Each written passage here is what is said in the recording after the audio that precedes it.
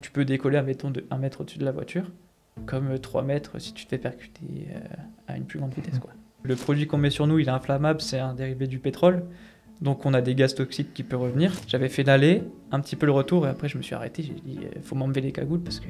T'étouffes. On a fait une descente en rappel de 35 mètres ou 38 mètres de haut, et il nous demandait aussi des fois de se retourner et avoir la tête en première, et d'être complètement allongé dans le vide, donc avec les mains au-dessus de la tête comme ça, et la tête à l'envers. Je peux faire une chute de hauteur, je peux faire un maniement d'armes, je peux prendre feu, je peux faire du câblage, je peux me faire percuter, etc.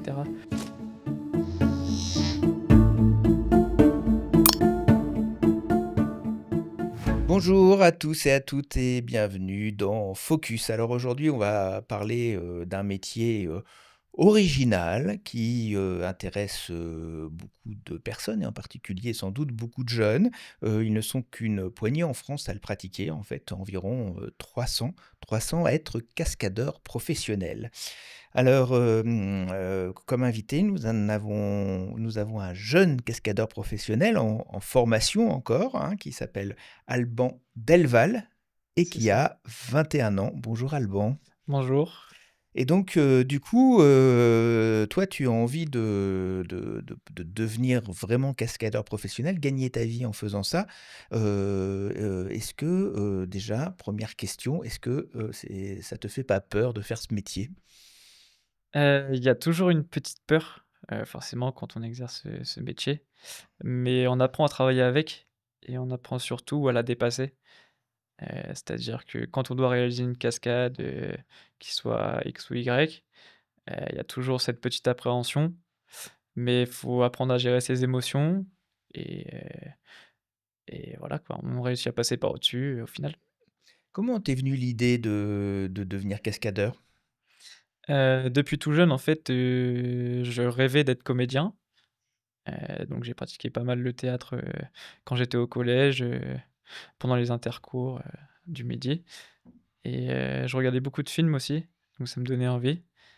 Et au final, un jour, je suis tombé sur un cascadeur qui était à Ninja Warrior, et je me suis penché un peu plus sur le sujet, quand j'étais en terminale justement, au moment de choisir, l'école, heu et je suis tombé sur, cette école qui faisait pas partie de Parcoursup, et donc j'ai pris contact avec elle, et de fil en aiguille, je suis rentré dans l'école et j'ai commencé la formation. Alors, pour ceux qui connaissent pas Ninja Warrior, c'est quoi exactement? C'est une émission qui passe sur, TF1, Mmh. et c'est une course d'obstacles, on va dire.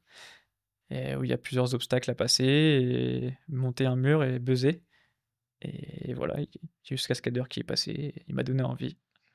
Et j'imagine qu'il y a pas de cascadeur dans ta famille? Enfin, qu'est-ce que font, tes parents? Dans quel milieu tu évolues, et d'où tu viens, par exemple, géographiquement aussi? Je suis né pas du tout dans le coin, je suis né, à Arras, dans le nord de la France, dans le département du Pas-de-Calais, et mon père, travaille dans les avions, donc à Airbus. Ma mère était dans une société de transport, et à la fin de mon collège, quand j'ai passé mon brevet, pardon. Mon père s'est fait muter donc dans la région de Loire-Atlantique, toujours à Airbus, et du coup, bah, avec mon frère et ma mère, on l'a suivi, et on s'est retrouvés dans cette région, heu et c'est là où, bah, de fil en aiguille, j'ai suivi le cursus normal, d'un étudiant lambda, seconde, 1re, terminale, et ensuite, la formation de cascadeur. Alors parce que tu es plutôt un bon élève, hein, tu suis un parcours général en spécialité maths et physique. C'est ça. Donc du coup, tu peux être amené à faire, plein d'autres choses, mais tu choisis, cascadeur parce que finalement, il y a aussi des maths et de la physique dans les cascadeurs, faut savoir calculer. Il y a un peu de physique forcément, parce que, avoir une trajectoire, dans l'air, et que ça peut se calculer, je pense. Mais, moi j'étais pas du tout, études. J'avais des bonnes notes, mais je me donnais pas les moyens de réussir encore plus, parce que ça m'intéressait pas forcément. Je savais pas trop quoi faire à part, comédien. J'avais toujours cette petite, volonté en moi d'être au cinéma, et j'aimais bien le sport. Donc, À la base, j'étais pas quelqu'un de sportif et j'ai eu ce déclic en arrivant dans la région, en fait, et je me suis vraiment mis au sport et bah, de fil en aiguille, le cinéma, le sport, ça collait pas mal avec cascadeur donc je me suis lancé là-dedans. C'est arrivé comme ça, presque, un peu par hasard, enfin un peu par opportunité en fait, c'est ça? Ouais, c'est C'est ça un peu. tu te dis: «Tiens, pourquoi pas ça?» Bah, j'ai parlé pas mal justement avec le directeur de l'école. J'ai eu un ou 2 entretiens avec lui, et cetera. On a beaucoup parlé ensemble et il m'a rassuré sur le fait, d'être cascadeur, qu'est-ce que ça pouvait être, à quoi ça correspondait, exact et cetera et ça m'a bien plu et du coup, je me suis dit: «Bah, allez, hein, on y va et on verra bien ce que ça donne», mais voilà et ça m'a pas déçu. Alors, comment on devient cascadeur? Parce que finalement, je sais pas, est-ce qu'il y a une fac de cascadeurs? Alors non, il existe, 2 écoles. Heu, Moi, j'étais dans celle qui s'appelle Action Training Production. On devient cascadeur, donc on rentre dans une formation, qui se déroule au total sur 4 ans et en fait, ça se déroule pendant les vacances scolaires. On part 2 semaines, donc je montais sur Paris pendant les 2 semaines et puis, pendant les 2 semaines, on voyait pas mal de choses et on pouvait voir, donc au début, on voyait tout ce qui était nos classiques, on va dire et donc c'est chute au sol, commencer à pratiquer des arts martiaux pour savoir donner des coups de pied, donner des coups sans faire mal forcément, parce que le but c'est de pas se blesser et pas de blesser les personnes avec qui on travaille, et les chutes au sol donc nos classiques, donc ça peut être, apprendre à se réceptionner pour pas se faire mal, en avant, en arrière, sur le côté, avec, plusieurs techniques différentes et puis, certaines, certaines façons de toucher aussi, heu, sans pour autant faire mal. Je pense notamment au coup dans les parties. C'est un coup qu'on vient vraiment donner, mais pourtant, on n'a pas forcément mal. Bah oui, ça c'est important de savoir comment on fait et les, et ça dure oui et au bout de 4 ans de formation comme ça, tu obtiens un diplôme? C'est un diplôme reconnu par l'État? Enfin, c'est quel, on te le demande après quand tu vas travailler? Enfin, comment ça se passe? Alors dans le milieu, je sais pas s'ils le demandent en tout cas, mais au bout des 4 ans, en fait, on a 3 jours d'examen. Donc ça se déroule vraiment comme un examen où on passe, 2 épreuves, physiques, on va dire. C'est, 2 petites scénettes à réaliser. Donc on a été là en binôme et en trinôme. Et puis, donc ça, c'était le premier jour. Le deuxième jour, une deuxième petite scénette et le troisième jour, on passe en entretien, donc là, on avait une directrice de casting, une ancienne, pardon, directrice de casting qui était avec nous et un de nos coachs et puis, on présente notre CV, notre lettre de motivation, ils nous demandent, ce qu'on compte faire plus tard, parce que ça rentre dans la partie gestion de carrière qui est aussi un bloc de compétences à valider et ils nous demandent comment on compte, poursuivre dans le milieu de la cascade. Est-ce qu'on va arrêter? Si on poursuit, qu'est-ce qu'on compte faire? Comment on va le faire aussi? Et et puis voilà, après c'est la fin de la formation et on a les résultats, Et tu as des notes, comme à l'école, tu as un classement ou c'est juste, OK pour le service? Alors il y a pas de classement parce qu'on prône, le travail en équipe, donc il y a pas de meilleur, ni de moins meilleur. Hem, mais par contre, il y a un certain nombre de points à obtenir pour valider un bloc de compétences et il faut valider au minimum 3 blocs de compétences sur 4. D'accord, alors c'est quoi ces 4 blocs, de compétences? Alors, il y a, se préparer à une cascade, il y a réaliser la cascade, il y a la gestion de carrière et le dernier, j'ai un trou de mémoire. Je pourrais pas vous le citer comme ça, mais ils sont retrou ils on peut les retrouver sur France Travail, France Mmh. Compétences et il y a le descriptif de tout ce qu'il y a dans les blocs à valider, donc c'est une certification qui est reconnue par l'État D'accord. et où on peut retrouver, bah, tout ce qui est à valider pour un cascadeur en tout cas, ou tout ce qu'on sait faire. Parce que vu qu'on passe, la certification, c'est des choses qu'on sait faire, donc ça atteste pour un employeur les choses qu'on a réalisées et qu'on sait faire aussi. D'accord. Et il y a beaucoup de candidats à chaque fois? Enfin, dans ces formations? Enfin, je est-ce qu'il y a une sélection peut-être à l'entrée? Est-ce qu'il y a, une sélection à la sortie? Comment ça se passe? Donc on a plusieurs entretiens téléphoniques ou physiques avec, le directeur de l'école. Moi, j'ai eu le téléphone parce que c'était la période du covid encore, en 2021. C'était fin covid, donc on pouvait pas trop se déplacer encore, pour monter sur Paris.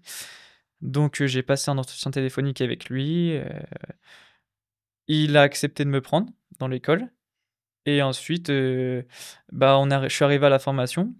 Je pense on était une bonne soixantaine dans mon groupe et c'est par groupe de niveau. Donc ça veut dire qu'on était «60 nouveaux» entre guillemets et plus on avançait et plus ça s'écrémait, on va dire. Parce qu'il y en a qui décidaient d'abandonner, qui changeaient de voie aussi peut-être, ou alors qui se blessaient, donc qui prenaient du retard dans la formation et nous forcément, bah, on avance quoi, le groupe il continue d'avancer et on est arrivé au final, on était 12 Ah oui, donc ça com vous commenciez à 60 et ça voilà, c'est finit à ça. 12. Ah oui Après je et sais que sur la dernière mmh, formation, ils étaient que 6 nouveaux d'accord.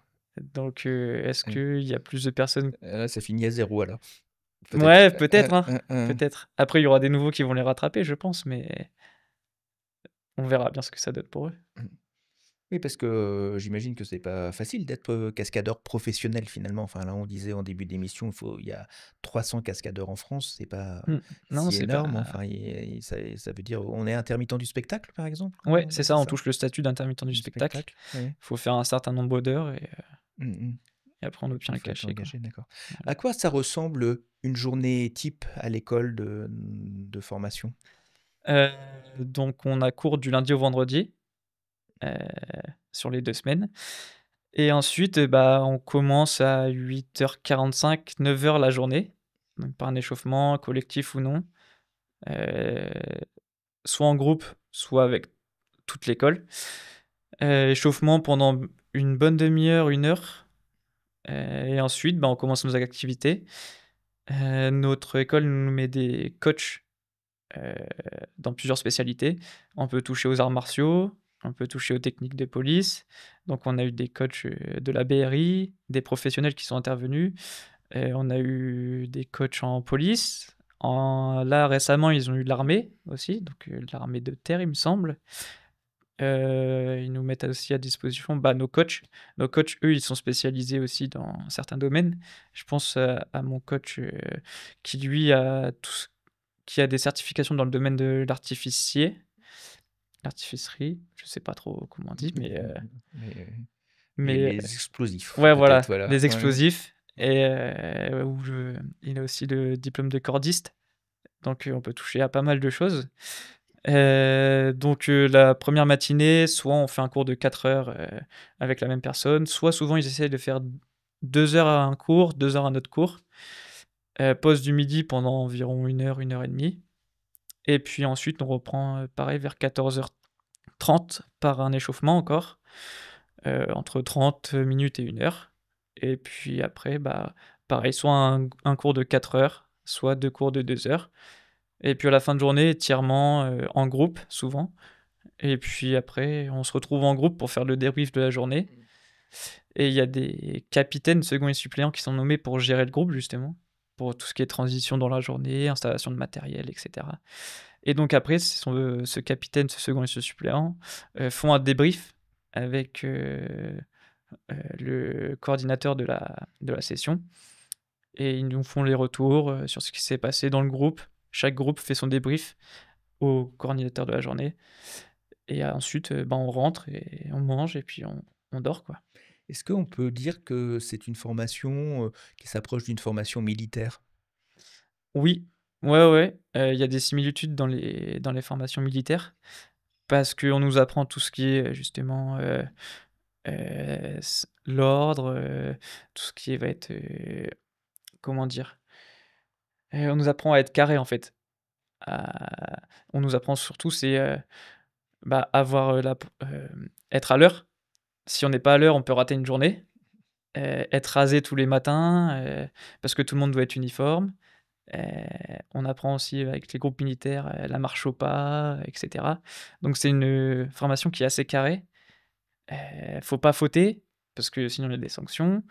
Vu que c'est un métier à risque, faut que tout soit très bien ordonné et cetera et que tout file bien parce que sinon, s'il y a quelqu'un qui met le pied de travers, il peut entraîner quelqu'un dans sa chute, et du coup ça peut faire une erreur grave, quoi.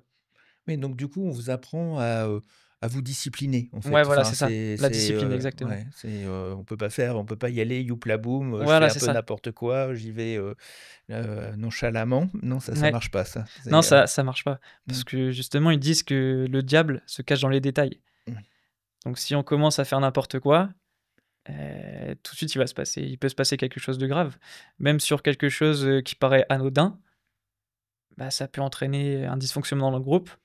Je pense notamment, j'ai eu un exemple là récemment lors de ma dernière, session, des personnes qui se sont mêlées des histoires de mon groupe et qui ont semé un peu la zizanie dans mon groupe alors que nous, on devait faire, la semaine d'après une activité à risque, à très haut potentiel du risque, dont on devait prendre feu et si chacun n'a pas confiance en chacun, et bah, forcément ça crée de la discorde dans le groupe et on va potentiellement se dire: «Ah bah non, j'ai pas envie de travailler avec cette personne parce que il y a 2 jours, elle était en train de m'insulter et là, je dois travailler avec elle». Donc Ça veut dire que c'est pas un métier individuel, c'est un métier où on travaille en groupe. c'est ça. Ouais, on travaille eux, ils prônent le travail en groupe parce que tout seul, en soi, on peut rien faire. Si on a besoin d'une assistance pour une cascade, on peut pas faire et l'assistance et la cascade. Donc Est-ce que en ces 4 ans de formation, ça t'a changé physiquement et aussi, mentalement, du coup? ouais, carrément. Parce qu'on apprend à gérer ses émotions, à se dépasser soi-même. Donc mentalement, je suis capable d'aller plus loin que quand j'étais au début de ma formation. Je pense qu'au début de ma formation, je pouvais pas me dire: «Tiens, demain je vais prendre feu» ou «Tiens, demain je vais sauter de 8 mètres de haut», comme ça. Donc forcément, il y a un cap mental à passer et ça, en fait, on nous le dit bien au début de la formation. En fait, au début de la formation, on arrive comme un bébé et au fur et à mesure, on atteint un stade mental, qui nous permet de faire de plus en plus de choses à risque et c'est parce qu'on atteint ce cap mental qu'on peut faire les choses à risque. Mais on peut pas demander à un nouveau de la formation de prendre feu du jour au lendemain.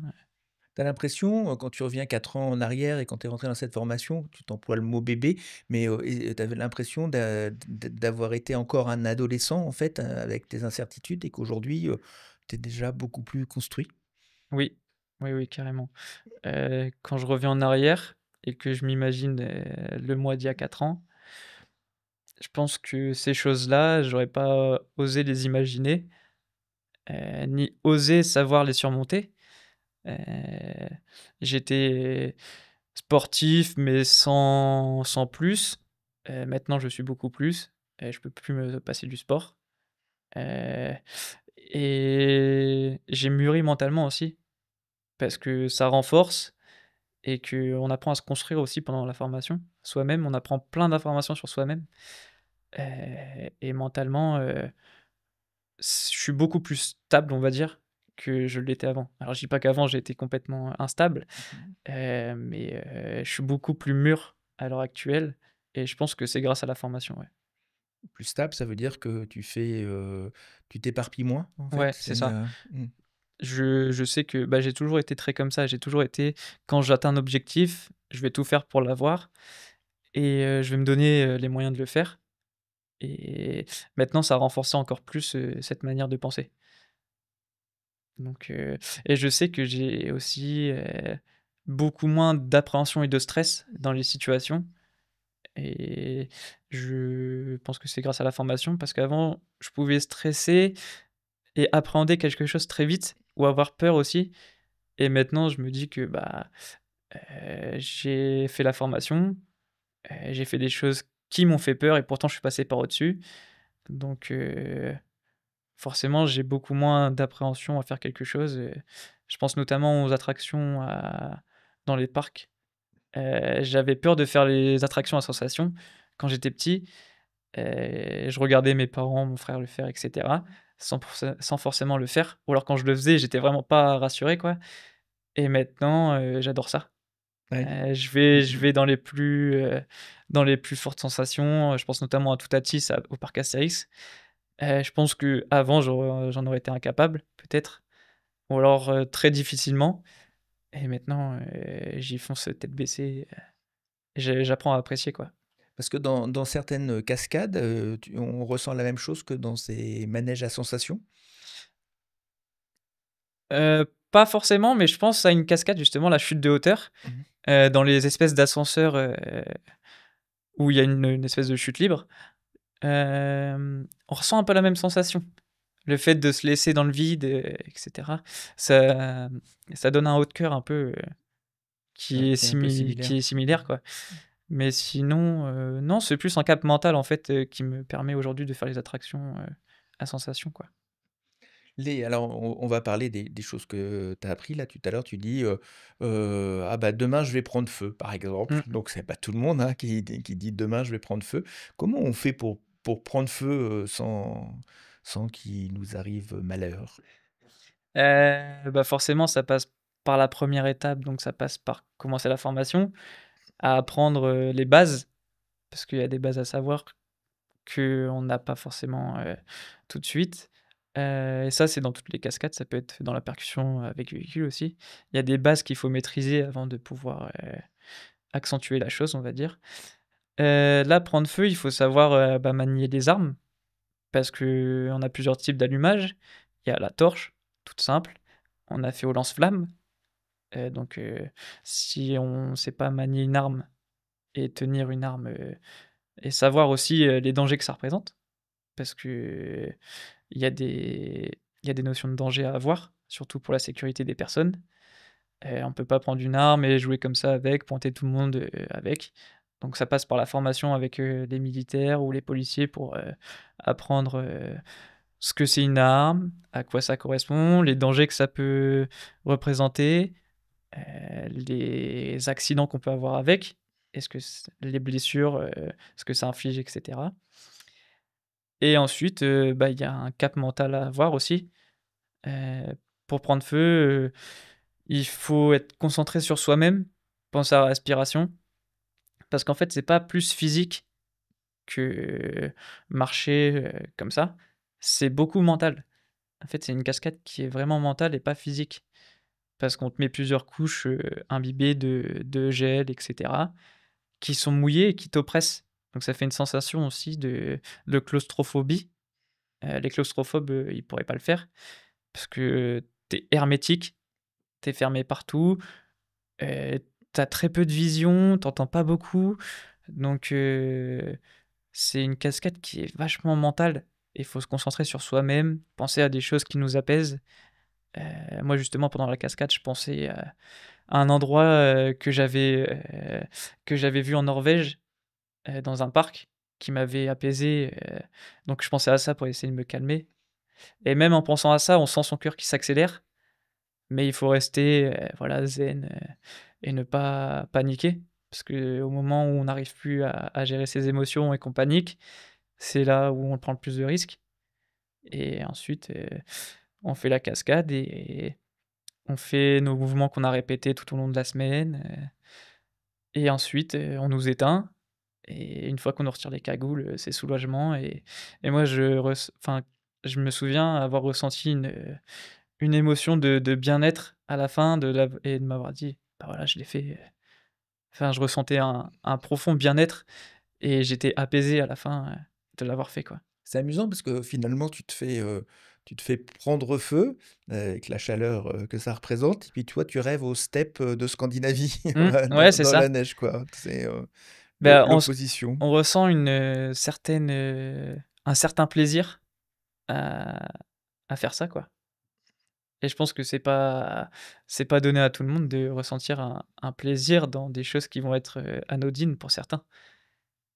Quand tu dis tu es couvert sur le visage aussi? Enfin la totalité du corps en fait, il y a rien qui dépasse? Alors il existe plusieurs types.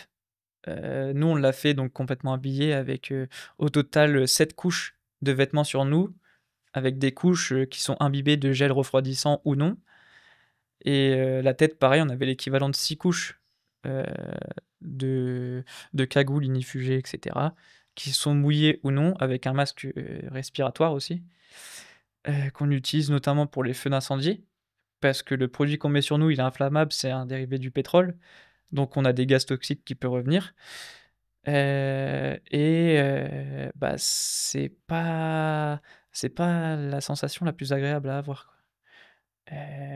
C'est très compliqué à respirer, on peut pas prendre des grandes bouffées d'oxygène.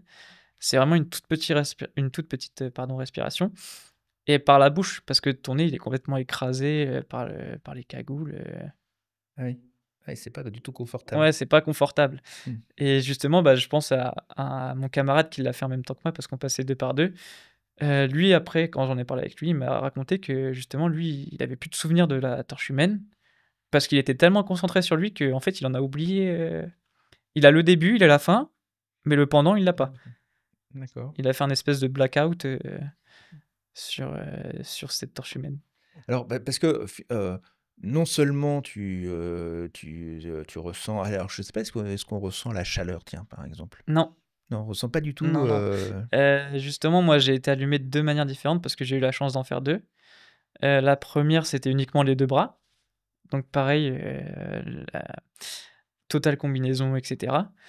On Ça peut se faire aussi, sans combinaison avec, directement du gel sur la peau, mais ça, faut avoir un gel bien spécial et cetera. Mais nous, on n'a pas pratiqué comme ça et donc pour la première torche humaine que j'ai faite, on avait l'équivalent des 7 couches et 6 couches sur la tête. On m'a allumé les bras, j'ai rien senti. On m'a éteint, pareil, j'ai rien senti et ensuite on doit faire des retours, à celle qui nous met du gel, qui fait des raccords et cetera, sur est-ce qu'on a senti de la chaleur à un endroit ou et cetera et donc là, j'avais pas de retour à faire et à contrario, sur la deuxième torche humaine que j'ai faite, donc là, c'était une intégrale, donc j'avais tout le corps en feu et on m'a allumé à l'explosion, donc j'avais une explosion derrière moi et là, justement, j'ai presque pas entendu la détonation. J'ai pas senti non plus un gros souffle derrière moi. C'est comme s'il y avait juste une petite main qui me poussait et au niveau de la chaleur, pareil, j'ai rien senti. C'est juste à la fin quand on m'a éteint, j'ai senti, comme si on était en train de marcher, et que le soleil tapait un peu sur le haut des épaules, quoi, mais pas une sensation extrême de chaleur, non plus, quoi.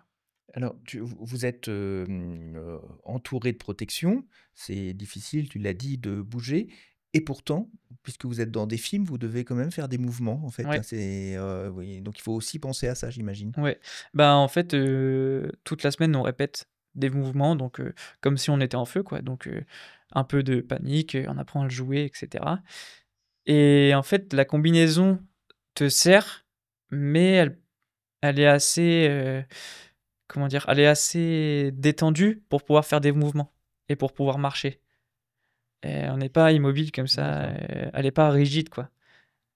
Elle nous permet de faire, des mouvements, d'avancer, juste avant de faire la torche humaine justement, ils nous mettent les cagoules et cetera et ils nous font faire un footing Avec avec toute la l'équipement? combinaison, Ah oui, d'accord. les cagoules, toutes les couches, justement pour nous préparer au pire parce que, moi je me souviens avant ma deuxième torche humaine, ils m'avaient demandé de faire un plus grand tour que la première et enfin c'était un aller-retour jusqu'à l'entrée de l'endroit où on était et j'avais pas réussi. J'avais fait l'aller, un petit peu le retour et après je me suis arrêté, j'ai dit: «Faut m'enlever les cagoules» parce que Ah, tu étouffes. enfin, je pouvais pas parler, donc on a ce qu'on appelle l'indice d'oxygène. Donc c'est nous, on a une échelle de 1 à 10. C'est comme l'échelle de douleur, c'est propre à chacun, sachant que 1, on peut plus du tout respirer et 10, on respire, très bien, comme, là actuellement et je fais l'aller, je commence le retour et là, je m'arrête et la personne qui me suivait, je lui montre 3 et je lui dis que enfin, je lui fais ressentir que ça va pas du tout, quoi, qu'il faut qu'elle se dépêche à enlever les cagoules parce que je commence à étouffer et que voilà, faut qu'elle enlève vite pour que je reprenne de l'air parce que sinon, je suis pas allé jusqu'à l'évanouissement, mais je me sentais pas très à l'aise non plus. C'était, un mal-être, psychique ou plutôt physique, en fait? C'est que tu manquais vraiment d'air? Je manquais vraiment d'air là, je pense à ce moment-là, parce que le psychique, ça allait, mais je pense qu'il y a eu quand même une petite partie mentale de moi qui a fait que que le cerveau, il a dit: «Là, je manque vraiment d'oxygène, donc faut que j'en ai». Et j'étais essoufflé aussi par la course, donc j'avais besoin de prendre plus d'air et je pense qu'il y a eu aussi un peu de panique, sachant que, heu heu, pour moi, elle a mis très longtemps à enlever les cagoules. Je pense qu'elle a dû mettre pourtant pas si longtemps que ça, peut-être une 5-10 secondes à retirer les cagoules. Ça m'a paru, 30 secondes, mais ouais, c'était je pense qu'il y avait une part de psychique aussi, parce que le mental, il joue pas mal aussi là-dessus, donc Tu disais, il faut, connaître les cascades de base. Alors c'est quoi ces cascades de base? Est-ce que tu peux nous les décrire? ouais. Donc on apprend les à chuter de notre hauteur, en fait, en se réceptionnant, en apprenant une technique qui nous permet de pas nous faire mal.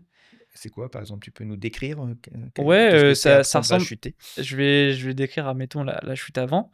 Nous, on l'appelle comme ça. C'est une espèce de roulade, en fait, qu'on va faire au sol. Admettons, je me fais projeter, je vais faire une espèce de roulade, tout en amortissant et en roulant que sur les parties musculaires. Et pas sur les os. Parce que souvent, quand on débute, on va tendance à rouler sur le haut des épaules, et cetera. Et en fait, avec, la répétition, parce qu'on va le répéter plusieurs fois, ça peut créer des douleurs. Parce que le corps, il est pas habitué à rouler sur ses os, et cetera. Donc on va s'habituer à rouler sur les parties musculaires pour justement durer dans le temps, renforcer ces parties musculaires et ne pas avoir de douleurs par la suite. Et ça passe aussi, par, savoir donner un coup. Donc on va nous mettre, des coachs en arts martiaux.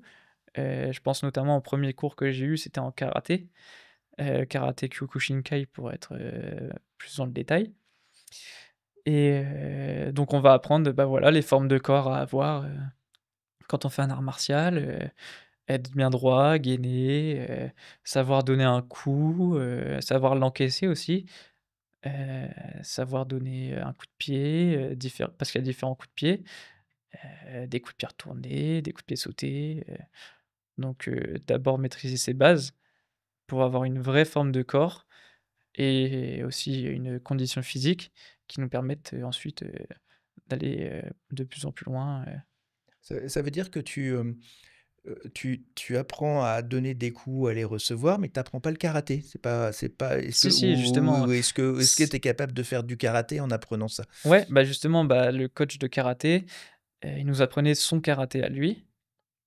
et nous, on devait en tirer, je pense notamment, bah, la première semaine, on est en formation, que en karaté, admettons, donc on va avoir des cours de karaté et cetera et ensuite on adapte ces cours de karaté qu'on a eus dans la deuxième semaine en créant une chorégraphie, de combat qui va avoir des tendances, à karaté. Donc c'est-à-dire que les coups de pied vont ressembler à ceux qu'on trouve dans les cours traditionnels, ça nous permet d'avoir des bases, pour créer des chorégraphies ou faire des scènes quoi, avec, ce genre de base d'art martial.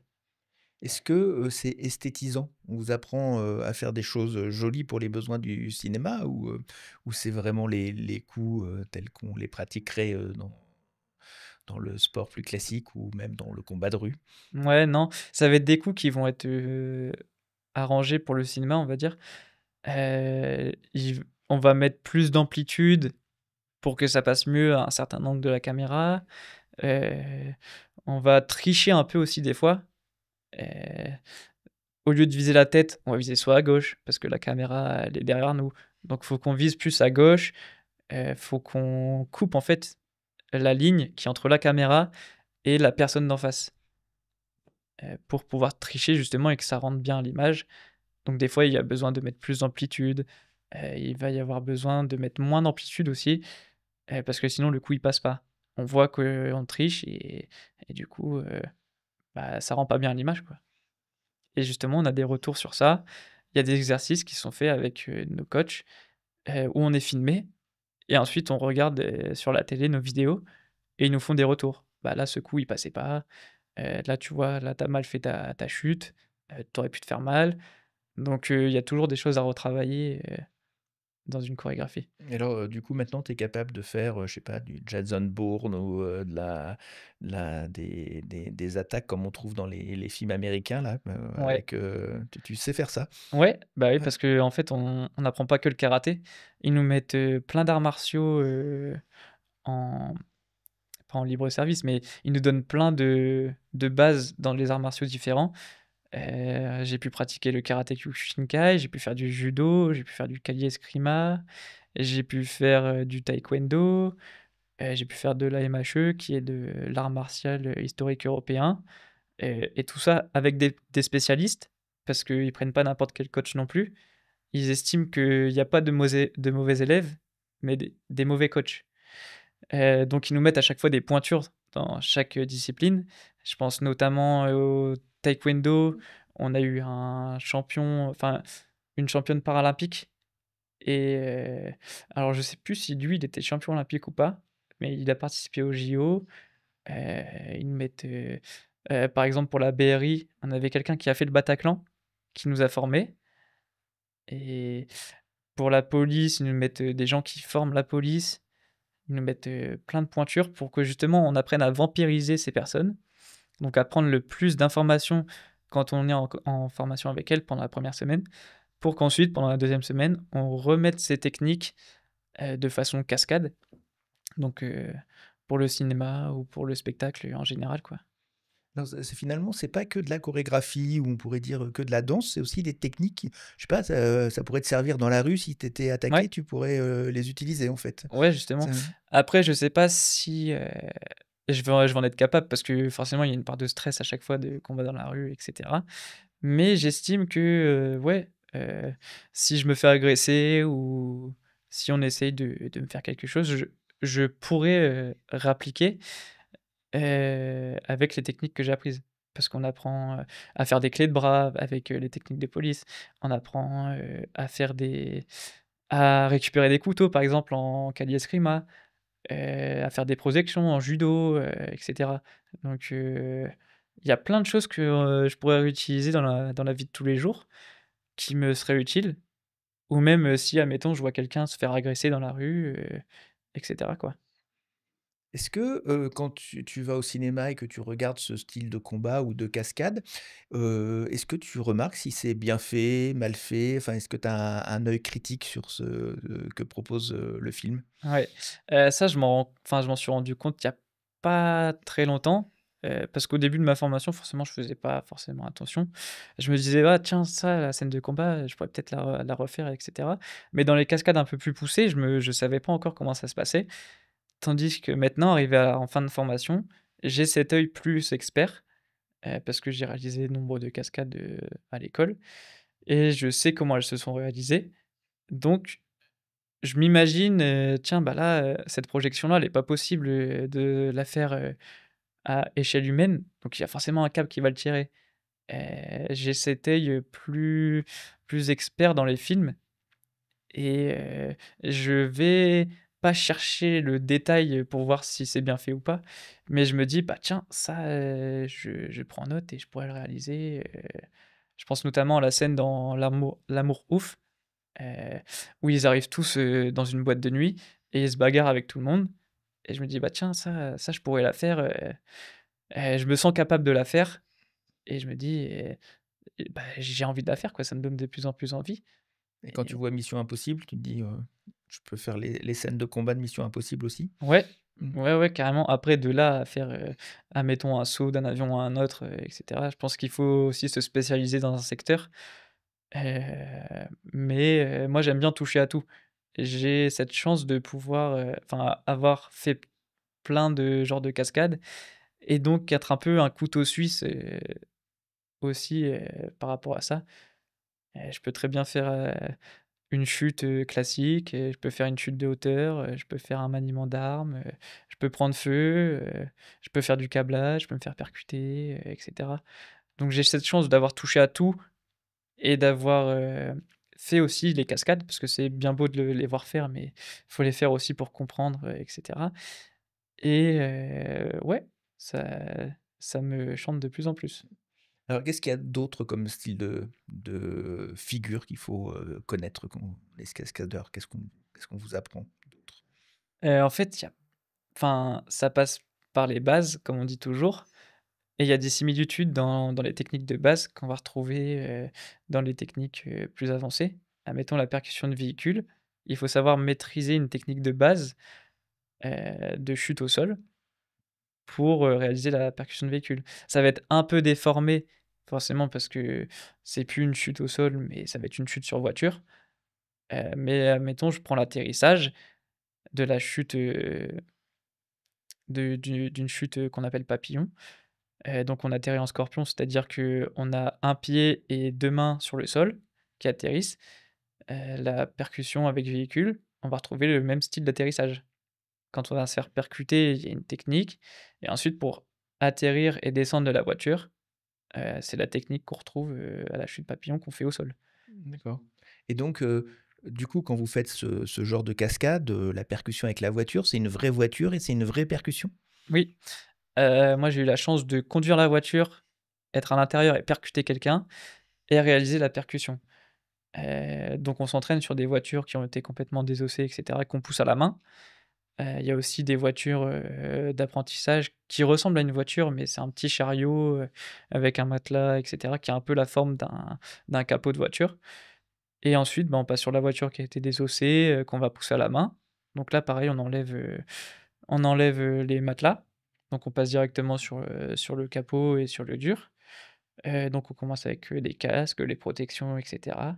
On a des gilets de protection qui viennent protéger les articulations, donc tout ce qui est coudes, épaules, le devant, le dos, les cuisses, les hanches, les genoux, les chevilles et cetera et casque aussi, protège-dents et cetera pour au final réaliser la cascade, pour que ça passe à l'image, admettons, sans casque D'accord. et ça s'apprend au fur et à mesure et on a aussi une voiture, qui est équipée elle, d'une rampe, une espèce de petite rampe qui vient comme ça suivre les formes de la voiture pour que ça soit plus doux, pour le choc et pas, péter le pare-brise à chaque fois parce que quand on va percuter un véhicule, le pare-brise, il est pas fait pour être percuté et il vient se briser. Donc pareil, le pare-brise, il est changé, il est mis en une sorte de plexiglas, je crois, résistant, pour qu'il résiste, aux répétitions, de plusieurs personnes et cetera et les voitures sont aménagées pour, la cascade justement. Et la voiture, elle percute à quelle vitesse? Ça dépend, moi je sais que mon coach il m'a dit il a été percuté à 50 kilomètres/heure. Nous, on a été moi, enfin, en tout cas, mon groupe et moi, on a été percutés au maximum à 25 kilomètres/heure. D'accord. Donc, après, il y a aussi une notion différente. Pendant les exercices, ça peut arriver que la voiture roule et que nous, on court sur elle. Donc la vitesse est pas la même non plus et ça tu peux, décoller plus ou moins de la voiture. Parce que le but, c'est de passer par au-dessus, ou alors quand tu percutes la voiture, qu'elle s'arrête et que tu sortes devant. Mais en fonction de la vitesse, la percussion pour passer au-dessus, elle va t'envoyer plus ou moins au-dessus de la voiture. Donc tu peux décoller, admettons, de 1 mètre au-dessus de la voiture, comme, 3 mètres si tu te fais percuter, à une plus grande vitesse, quoi. Et alors on t'apprend aussi, à faire des cascades, dans les montagnes, à tout à l'heure on en parlait, à sauter dans les depuis des avions, enfin je des gratte-ciel, des choses comme ça? Enfin, que c'est Heu quoi les cascades les plus spectaculaires?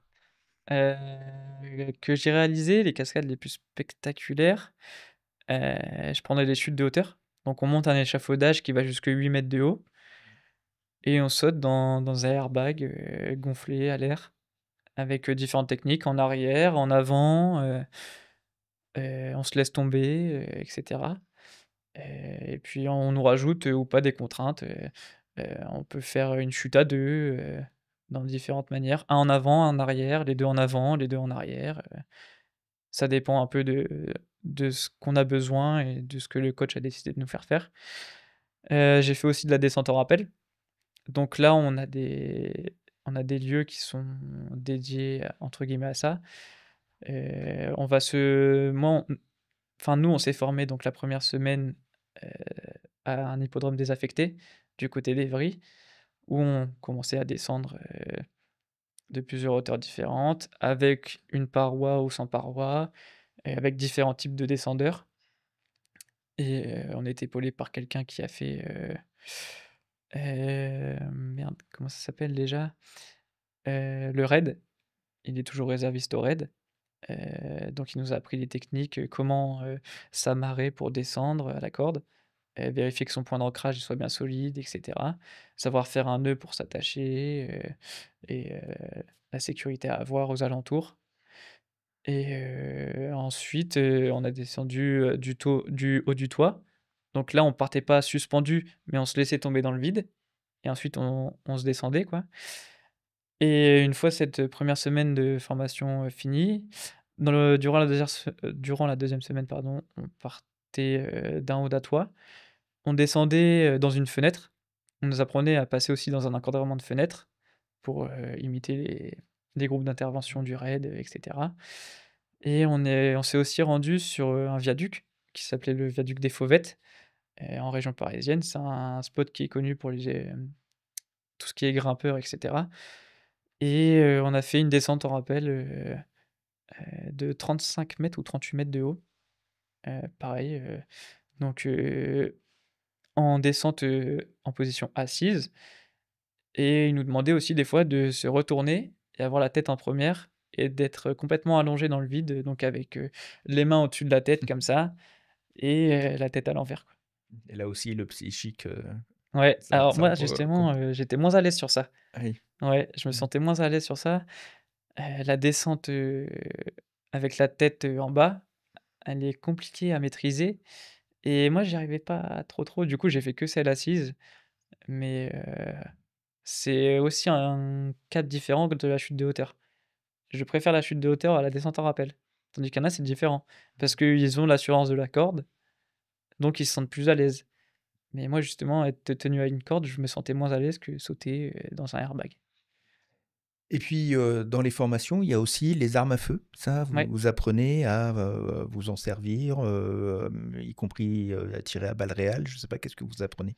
on apprend à imiter les tirs à balles réelles, c'est-à-dire que les armes, elles vont toujours être chargées à blanc pour éviter de blesser quelqu'un forcément. Heu, on va l'apprendre à décharger l'arme, à la recharger, s'il y a un incident de tir, qu'est-ce qu'il faut faire? Qu'est-ce qu'il ne faut pas faire? On va apprendre à nettoyer l'arme aussi, parce que l'entretien de son matériel, c'est important aussi, pour que le matériel il dure dans le temps et qu'on puisse le réutiliser. Donc on apprend à démonter l'arme totalement, à la remonter, à bien la graisser et cetera. Ça, c'est des vrais fusils, c'est les mêmes que ceux qu'utilisent les forces Ouais, de police ou les militaires? c'est bah, je pense notamment, on a un pistolet, donc c'est comme un Glock un peu. Le calibre, je sais pas exactement. Je crois que ça doit être, bah, j'ai pas envie de dire de bêtises, mais c'est peut-être du 30 millimètres, un truc comme ça. C'est vraiment le petit pistolet de police, quoi et bah, on va nous apprendre à tirer avec, parce que forcément, il y a un petit recul, donc ça tu peux viser ou non le bon endroit en fonction du recul. Il y a plusieurs, façons de tirer. Il y a la façon coup par coup, il y a la version, rafale, semi-rafale, où le chargeur va se vider plus ou moins, directement et on apprend aussi la notion de sécurité, à pas pointer quelqu'un avec une arme, directement, à toujours viser quand on décharge ou quand on charge une arme, un endroit qui est capable d'absorber, la balle. Même s'il y a pas vraiment de balle, vaut mieux se mettre dans les situations où on croit que la balle est là, pour éviter de prendre un risque inutile et faut pas oublier non plus que même si ça tire à blanc, il y a quand même une flamme qui sort. Donc il y a une notion de distance à avoir avec la personne en face et voilà, il y a pas non plus de 100 000 manières, d'apprendre, à utiliser une arme. Donc Dans les films, on essaye d'être réaliste par rapport à l'usage, normal de ces armes sur le terrain ou au contraire, c'est un peu folklorique pour en rajouter, pour, ça faire du dépend spectaculaire, ça dépend quel type de film, on veut réaliser. Si on veut un film qui est centré, sur très technique de police et cetera, on va pas s'amuser à faire des choses, extravagantes avec l'arme. Mais je pense, notamment aux films de brigands et cetera, où on voit les mecs, qui tirent un peu n'importe comment et cetera. Ça dépend en fait, quel, type de film on veut réaliser. Toi, c'est quoi les films, de, cascades que t'aimes bien, qui t'ont marqué? Où tu t'es dit, «Ah, c'est trop bien, j'aimerais bien faire ça»? Mmh. Il y a Fall Guy qui est sorti il y a pas très longtemps, que j'ai vu, sur une, plateforme de streaming. J'aime bien aussi tout ce qui est, bah, Mission Impossible, James Bond, il y a aussi, j'ai vu Top Gun, donc on reste dans le secteur de Tom Cruise, quoi. Mais, après, j'ai pas forcément de film en tête, mais justement je m'intéresse à même dans un film lambda, je trouve qu'il y a toujours une, part de cascade à l'intérieur.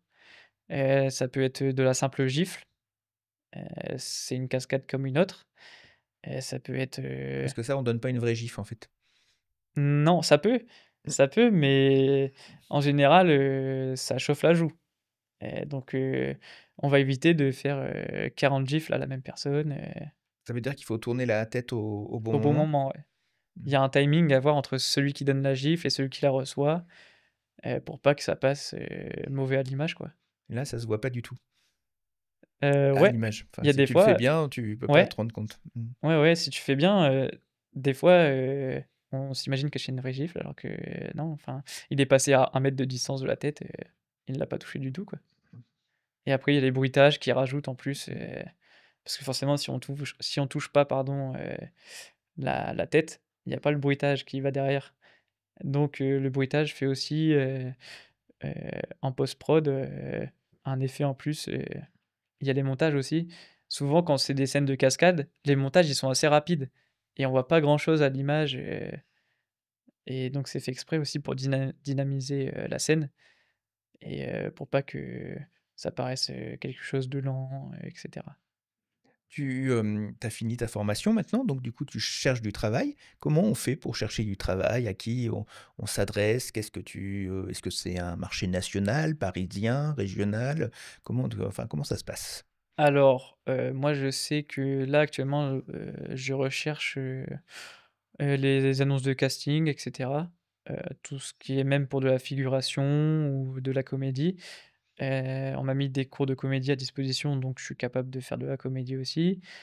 Bah, je regarde sur internet, les boîtes de production.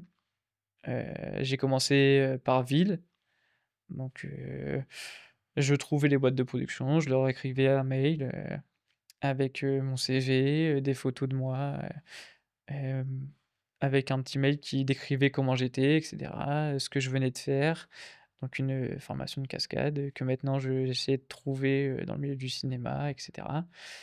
Et ensuite, je cherche par département et en fait, il y a des associations, il me semble que c'est des associations qui font ça, où il y a un site internet qui référencie, tous les tournages dans le département et les boîtes de production associées au tournage.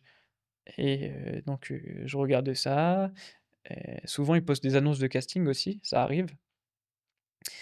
Et du coup, bah, pareil, je prends la boîte de production, je trouve leur mail, je leur envoie le mail, j'ai des réponses ou non et heu et puis voilà, quoi. Et quel type de réponse, tu obtiens pour l'instant? Pour l'instant, j'ai pas eu de réponse, pour un casting. J'ai eu des réponses de certaines, boîtes de production ou de régleurs de cascade qui m'ont dit qu'ils gardaient mon profil, dans leur base de données au cas où ils auraient besoin un jour, et cetera. Et que s'ils avaient besoin de faire appel à moi, ils feraient appel. Parce que j'imagine que c'est forcément un petit milieu et donc du coup, c'est un peu toujours les mêmes qui travaillent. Finalement, pour rentrer dans ce milieu, il faut qu'il y ait une place qui se libère et que, à un moment donné, il y a un espace, vide qui se crée et puis après, bah, voilà, on est dedans et on y reste. Ouais, bah, ça le cinéma, c'est quand même un milieu qui est assez fermé. On le sait tous, c'est pas facile d'y rentrer. Souvent ça marche par contact ou par bouche à oreille. Mais justement, on nous apprend pendant la formation que c'est pas parce que, quelqu'un a un copain qui sait faire telle chose que, c'est à lui d'avoir le rôle. Parce que c'est justement, la connaissance de quelqu'un, et cetera. Heu, J'aimerais bien que ça change un peu et que ça soit quelque chose au mérite, que les castings, on nous dit aussi que des fois il y a des castings qui sont un peu truqués, heu, qu'il y a des gens qui connaissent les chorégraphies avant, et cetera et justement, bah, c'est pas au plus méritant, quoi. Des fois, la personne n'a pas forcément les compétences, pour réaliser, la cascade que nous, on peut avoir et Mais elle a pourtant, été c'est préparée. c'est elle qui est prise et enfin, on sait pas trop pourquoi, c'est elle qui est prise et pas nous, quoi. Qu'est-ce que tu dirais à un jeune comme toi ou plus jeune qui voudrait, faire ce métier? C'est quoi les qualités qu'il faut avoir et puis, les choses, positives, puis peut-être les choses, négatives auxquelles il faut penser? Je dirais peut-être qu'il faut pas avoir peur de se lancer, quoi qu'il arrive, on est encore jeune, donc on a le droit de se tromper, même si ça a un certain coût, et cetera. Heu, Si on se rend compte que c'est pas forcément, le domaine dans lequel, on était le plus à l'aise, c'est pas pour autant que, heu, il faut abandonner. Si on se lance, dans ce secteur-là, ça peut arriver qu'on change de secteur après. Je pense notamment à 2 de mes camarades qui, eux, se réorientent par la suite, mais pourtant, ils sont allés jusqu'au bout de la formation. Mais, il faut avoir aussi cette envie de dépassement de soi et de challenge, de se challenger quoi. Parce que la formation, c'est pas une formation comme une formation de cuisinier, ou de maçon, c'est une formation qui est physique, donc il faut être préparé physiquement, parce que ça va être dur, mais c'est pas parce que c'est dur qu'il faut abandonner. Il faut avoir le goût du sport aussi, j'imagine, non? Il faut avoir le goût du sport, ouais, parce qu'on fait beaucoup de sport, que ça soit l'art martial, et et même, quand on fait des cascades physiques, le corps, il a besoin d'être préparé physiquement pour, encaisser les chocs qu'on a et faut être préparé, physiquement avant de venir, quoi. Et il faut savoir se servir de sa tête aussi? Ouais, bah, oui, pour apprendre à gérer ses émotions, et pas faire n'importe quoi. Comme on disait, la discipline, pour pas, qu'il y ait quelqu'un qui fasse quelque chose de travers. Donc on apprend à se gérer soi, heu et on apprend aussi à gérer les autres. Quand on est responsable du groupe, faut faire attention à soi et en plus au groupe. Donc c'est pas quelque chose de facile et justement, ils aiment bien appuyer sur la personne qui se sent pas à l'aise, pour prendre la parole en groupe ou quelque chose comme ça. Parce que justement, ils veulent qu'on développe ce côté, de, de «responsable» entre guillemets et on apprend à se responsabiliser, mutuellement. C'est-à-dire que une personne qui va arriver, qui va être toute timide, ils vont faire exprès de la mettre chef du groupe pour que justement sa timidité, elle la combatte et qu'elle réussisse à passer par au-dessus. Eh ben, merci beaucoup Alban pour ce témoignage, rare, hein, puisque c'est pas souvent qu'on rencontre de jeunes cascadeurs ou de cascadeurs tout court. Cet entretien est rediffusé sur nos réseaux sociaux, radioondine.fr et puis bien sûr vos réactions au 02 99 09 54 54. À très vite sur Radio Ondine.